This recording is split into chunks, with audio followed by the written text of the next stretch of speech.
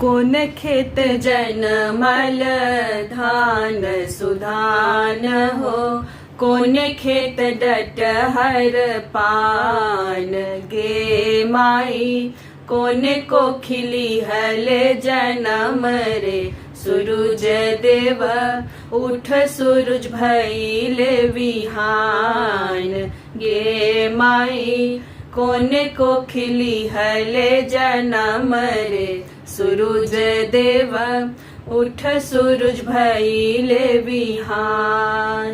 उर खेत जनमल धान सुधान, बरैया खेत डटहर पान गे माई। अम्मा को खिली हल जनम रे सूरज देव, उठ सूरज भइल बिहान।